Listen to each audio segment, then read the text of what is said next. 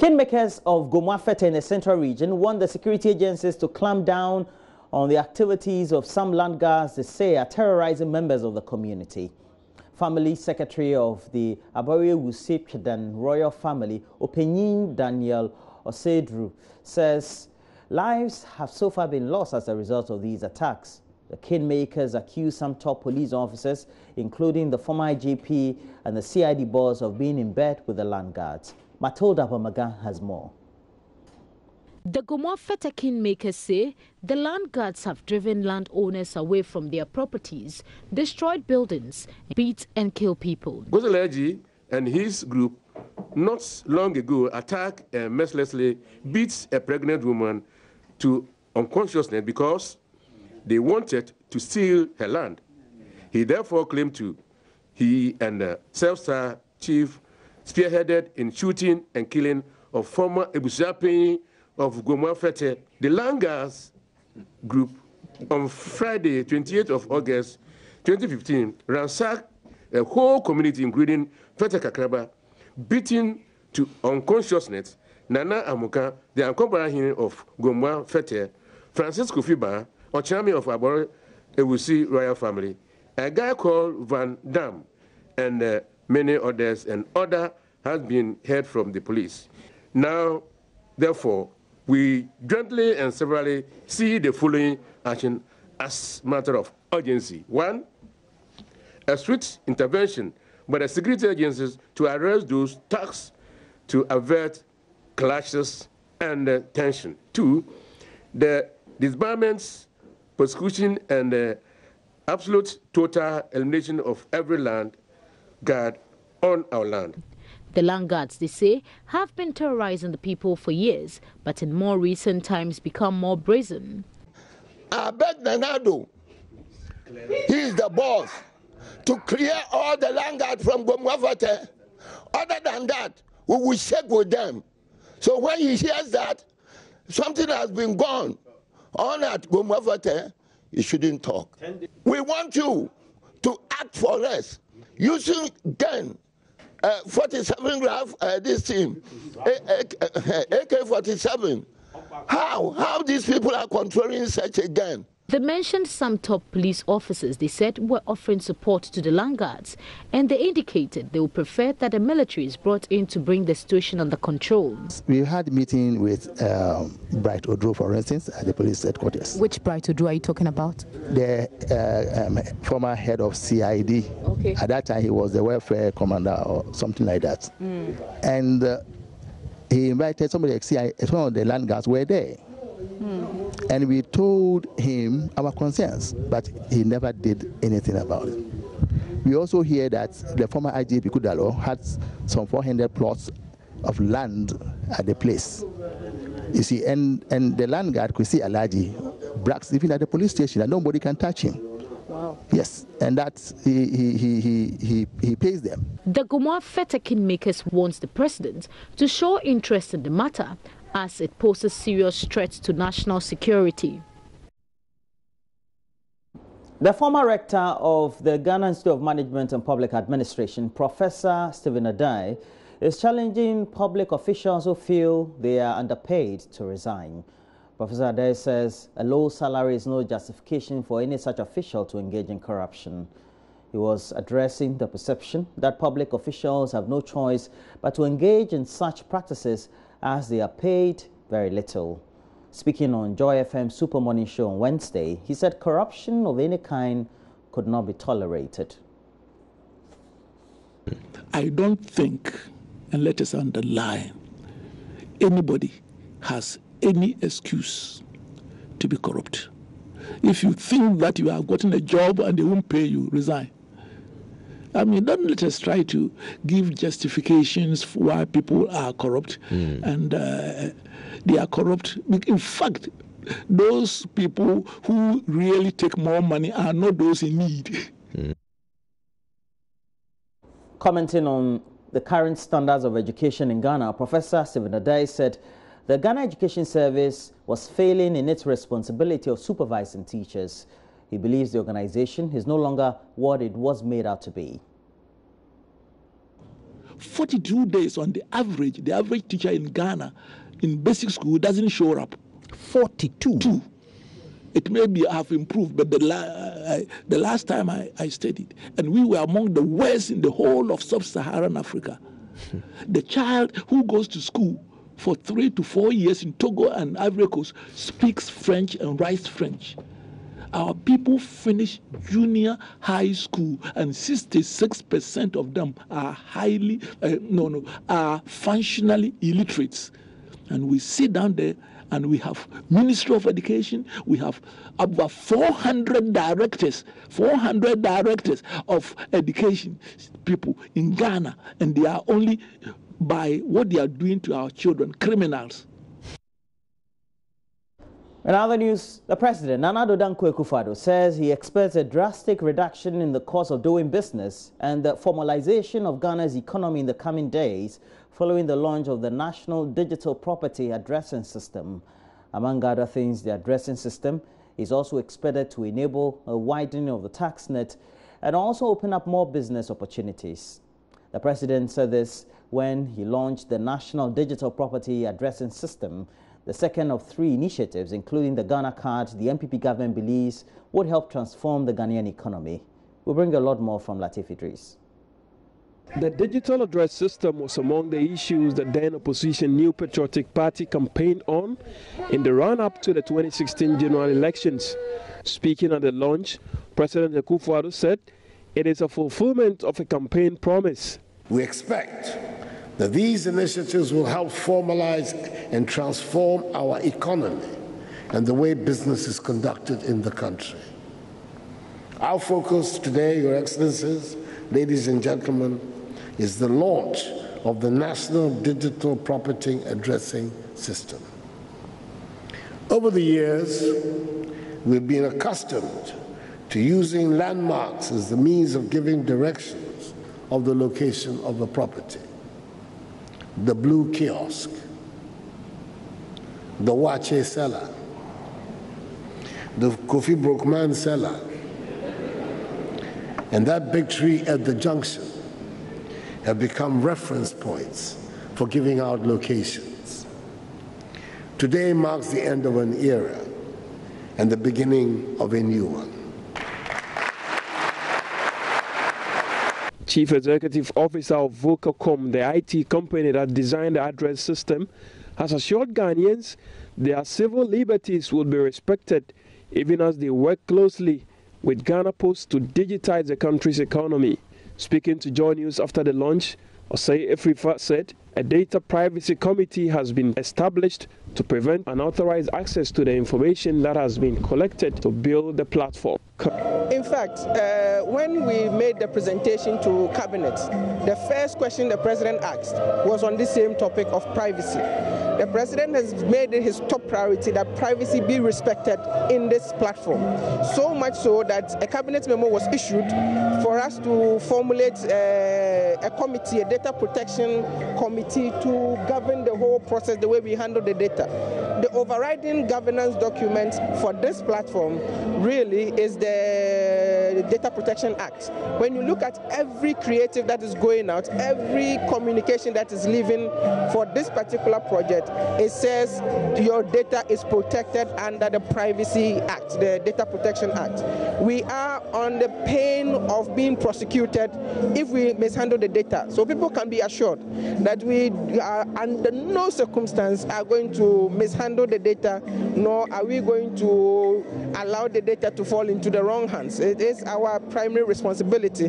But really, this is a Ghana Post thing, and Ghana Post has the expertise and the governance structure to make sure that this never gets out of control. Communications Minister Asla Owusu Ekufo, whose ministry spearheaded the initiative, in her address said high security features have been deployed to prevent hacking. The system will also keep an audit trail of all the addresses you have ever lived in over a period, making it easy for banks and legal entities to access their customers' profile with permission from that individual.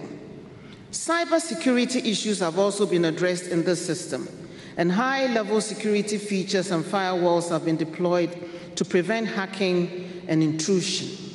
To secure privacy and protect civil liberties, A data privacy committee has also been established to look into these issues and to work out how to prevent unauthorized persons or criminals from accessing the data. One needs to download the Ghana Post GPS app on the App Store to access the newly launched system. Well, I already have the app there. It looks quite good, though. And meanwhile, the president also believes that Ghana will end the disgraceful spectacle of importing foodstuffs into Ghana. He was speaking at the launch of government's One District, One Warehouse initiative at Ijura in the Ashanti region. It was part of events to mark the 37th World Food Day by the United Nations. Prince Apia was there and now reports. The colorful event saw school children and other stakeholders in the agriculture industry exhibit diverse produce from the district. President Akufo-Addo in his speech indicated that the initiative is aimed at increasing production of staples like maize by 30% and rice by 25%. He believes it will also address the problem of internal migration and food security, which is the theme for the celebration of the World Food Day. The program will see to 1,000 metric tons capacity warehouse in each district. This, he is positive, will address the surpluses that will amount from the planting for food and jobs. The construction of warehouses under the Infrastructure for Poverty Eradication Program will be a major booster in our efforts to guarantee food security and the transformation of the agricultural sector. IPEP, another campaign promise of my party in the run-up to the December 2016 election, was to provide each of the 275 constituencies with the CD equivalent of $1 million United States dollars every year to tackle issues relating to infrastructural development and poverty eradication in rural and deprived communities. Farmers have often been challenged with the headache to store their produce after harvesting, which contributes to post-harvest losses. Gifty Indoma has a 45-acre maize farm at Ijura. We are unable to keep our maize because we don't have warehouses. We are unable to keep our maize for the price of maize to rise before we sell. We are always in an eager to sell our maize. Again, we used to have post-harvest losses. When rain comes, farmers, we are always eager where to keep our maize. Without this project is going to go a long way to boost farmers' activities in the constituency, in the sense that post-harvest losses are going to be a thing of the past, and farmers always eager to sell their produce at the markets because we don't have places to store our maize. It's also going to be a thing of the past. Meanwhile, both representatives of United Nations Food and Agriculture Organization and the UN Secretary General reiterated the need for Ghana and Africa to promote agriculture to address internal migration that affects food security. An exodus of young men and women from farming communities, particularly in northern Ghana, occurs mostly during the lean season. Recognizing the negative impact of internal migration from food-producing areas, the World Food Programme has worked with departments of food and agriculture, municipality authorities across northern Ghana to implement an asset creation program since 2012. The program helps people build small dams, dugouts, fish ponds and other community assets. Prince Apia reporting. Parliament Mines and Energy Committee has been presented with documents supporting a motion asking Parliament to rescind its decision to approve the $510 million Ameri agreement. Adansi Asokwa Member of Parliament Katie Hammond earlier in the year filed the urgent motion accusing Ameri of fraudulent representation to the government of Ghana, leading to a financial loss of some $150 million. The Speaker of Parliament referred the matter to the committee to advise Parliament on the way forward. The committee, which commenced its sitting, heard from Mr. Hammond. There's more in this report. So here at the Job 600, where the Mines and Energy Committees held its special hearing to hear from Honorable Katie Amon, who has moved a motion for the rescission of the Ameri power deal between government of Ghana and the Ameri group. Journalists were at some point asked to exit for the committee to hold an in-camera session to decide what they will be doing with the presentation. The minority members of parliament who are members of this committee failed to show up. They have already served notice saying that the process being used by the MP was not appropriate. They insist that such a matter cannot be brought to Parliament because it's an agreement between the government of Ghana, and if any rescission should take place, the parties to the agreement, which is government, should bring it, and not a member of parliament to use what they call the back door to try and rescind it. Honorable Katie Amon, first and foremost, presented the facts as he has guided to the committee. He insists that the Ameri power took $150 million for no work done. He says they entered the agreement, explained to government that they could deliver on the facility and carry out the maintenance at a cost of $510 million. And now they say that contrary to the laid down rule that required them to have entered into to have informed government if they had to lease any of their interest to any individual, that was not done. They went ahead to outsource their rights to a subsidiary of theirs, Ameri Equipment, and again that subsidiary leased their rights to another group by name, a Turkish company actually, and that Turkish company carried out the work. And he says that what it means in simple terms that Ameri did not do any work, yet they took that amount of $150 million and paid the $360 million of what was remained to the company, the Turkish company that in the long run executed the contract. This rejection is total when the so-called investor has not invested a cent in any project for which they seek to reap profit.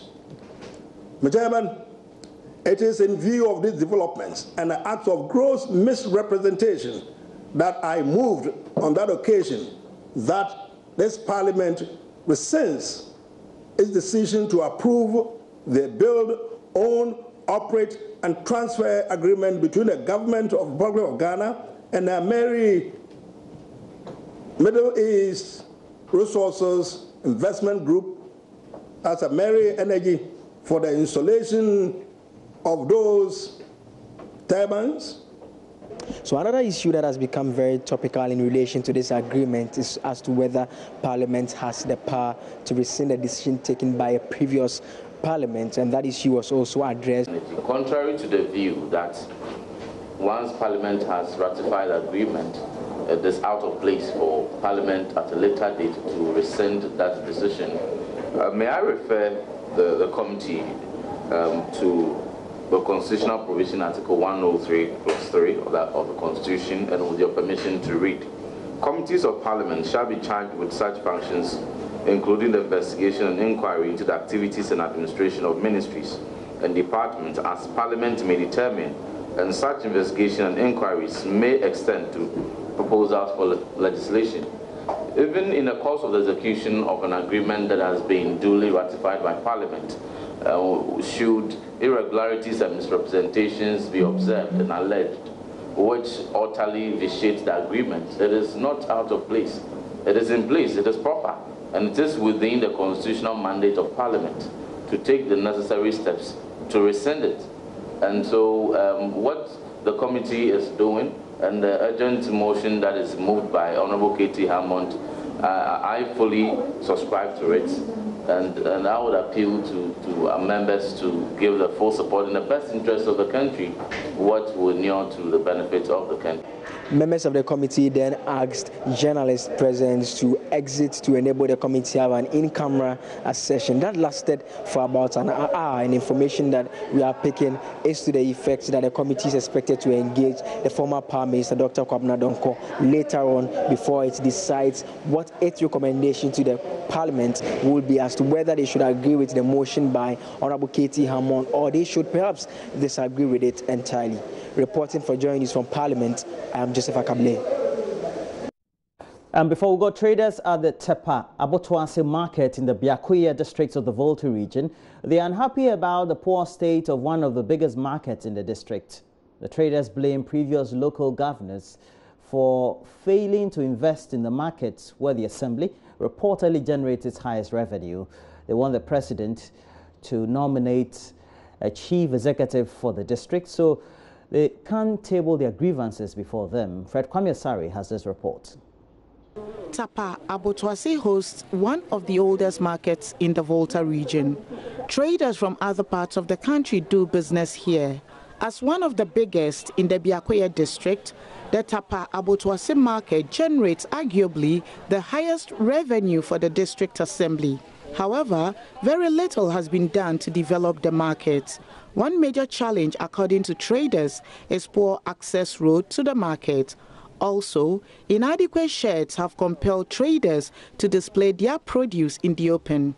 Patience Oduma laments these challenges have contributed to a decline in patronage. We are pleading with the president to nominate a chief executive for Biache. The road to the market is very bad, leading to people not buying our produce these days.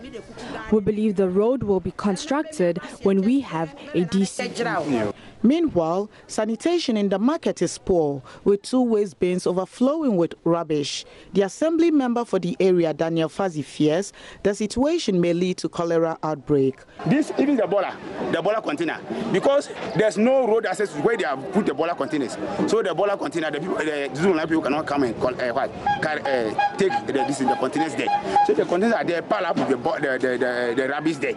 You can see it yourself. And then this is when it rains falls. What? It happens that all these things go into the water. So in fact, it's pathetic. The people, very soon, you see cholera outbreak in this community. Biakoya is one of the 2 districts in the Volta region without a chief executive since President Akufo-Addo assumed office in January 2017. And that's it for the news. But again, we have to tell you that we'll be having great discussions this morning with our guest. And Edward Bauer is a member of parliament for Bongo, a former communication consultant to the Ministry of Energy. And so we'll be talking on, the Committee of Mines and Energy of Parliament looking again at the Ameri power deal. And of course, we'll be having in the studio Nenyi Georgianda, member of parliament for Utusenya West constituency, but also Deputy Communications Minister. We'll speak on varied issues. Apart from the Ameri power deal, we'll speak on the National Digital Addressing System, and then and a host of issues affecting our country. So please do stick and stay. You may have now know that we had from yesterday or from Wednesday gas retailers, that's LPG retailers across the country, going on a boycott of a sort. And the fears from the experts are that it could lead to some level of crisis. But for all the things that we have to do, we have to give you a dose of music this morning. It is your birthday. My good friend, my cosmate, and Caesar Abagali. You are with the GNA, the Northern Region. Today is your birthday. Please, I hope that you enjoy this.